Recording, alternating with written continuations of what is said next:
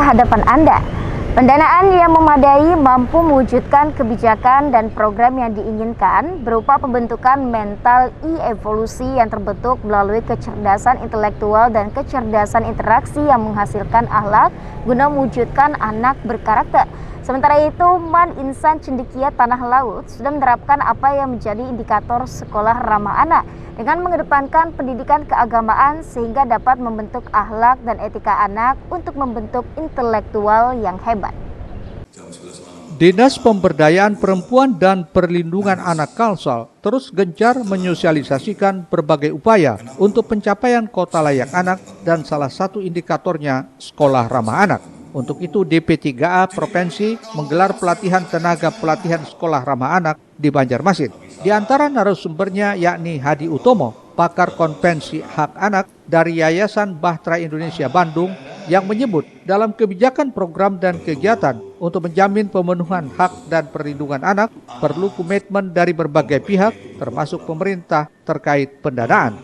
Diakuinya dengan pendanaan yang memadai mampu mewujudkan kebijakan dan program yang diinginkan seperti pembentukan mental evolusi yang terbentuk melalui kecerdasan intelektual dan kecerdasan interaksi yang menghasilkan akhlak. Intinya tentang manusia itu mentalnya dibentuk secara evolusi atau pelan-pelan selama 14 tahun dari umur 0 sampai 14 tahun.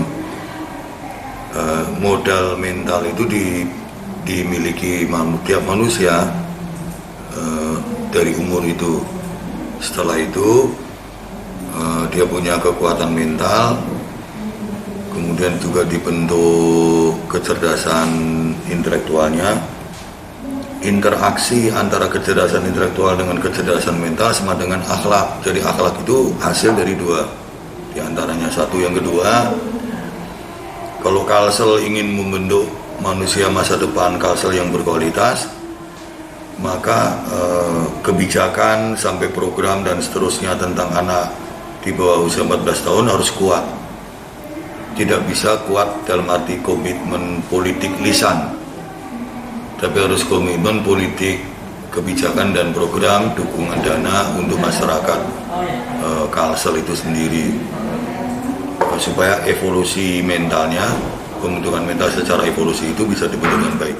Hadi juga menyebutkan jika Kalsel ingin membentuk manusia yang berkualitas, tentu kebijakan dan program harus kuat, termasuk komitmen penerapan kota layak anak yang indikatornya sekolah ramah anak. Murtasia, Banjar TV.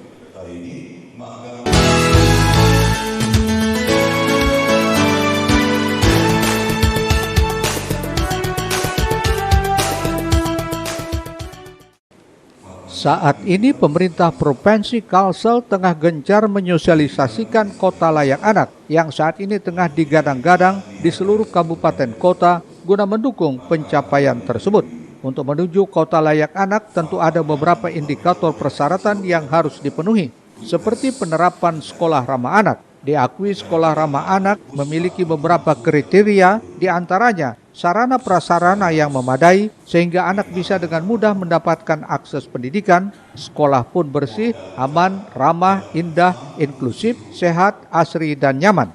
Indikator sekolah ramah anak inilah yang saat ini dilakukan Madrasah Aliyah Negeri Insan Cendekia Tanah Laut, seperti dijelaskan peserta sosialisasi dari Tanah Laut saat pelatihan sekolah ramah anak yang digelar DP3A Kalsel di Banjarmasin.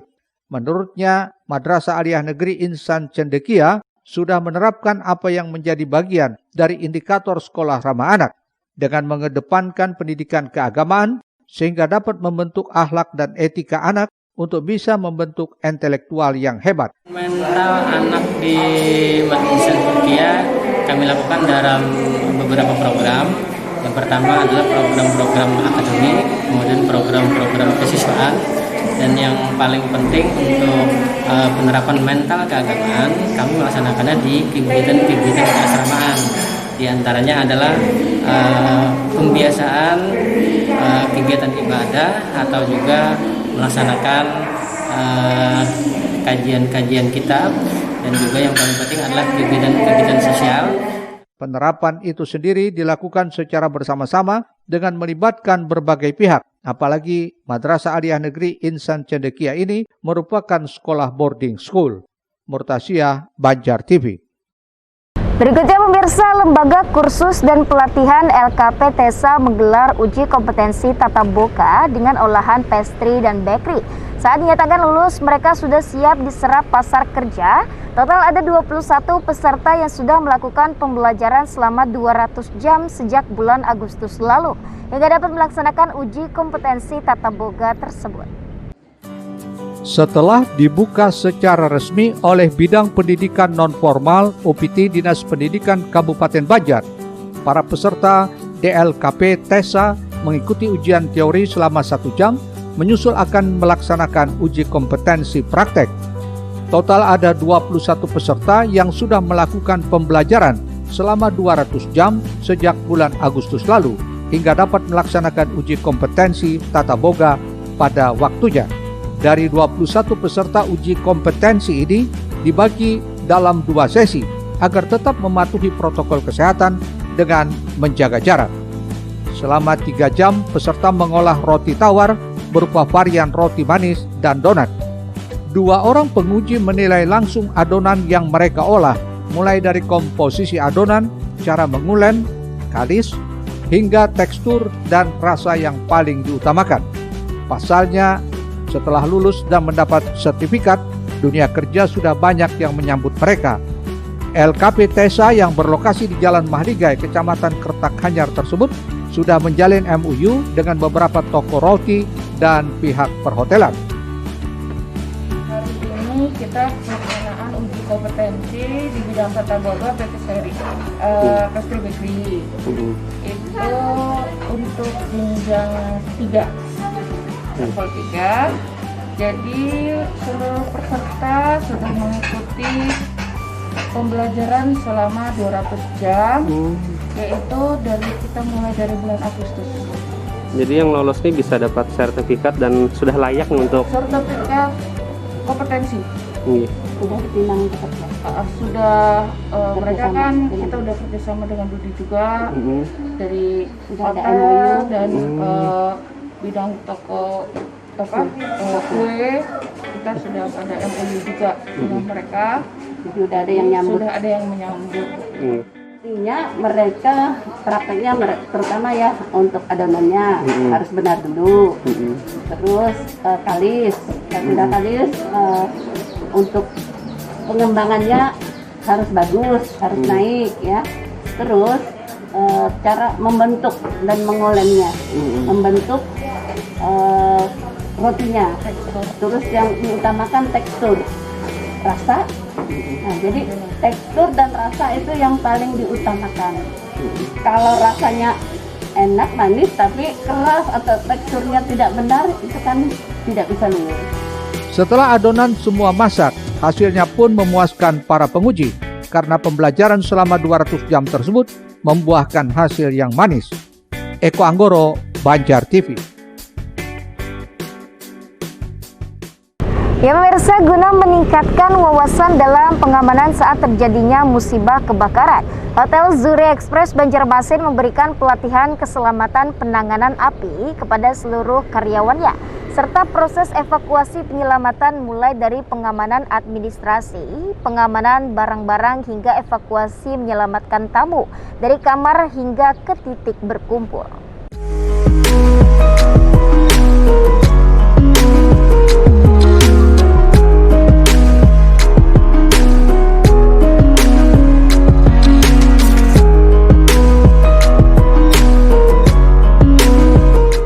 Satu persatu karyawan Hotel Zuri Express Banjarmasin mendapat pelatihan keselamatan penanganan api.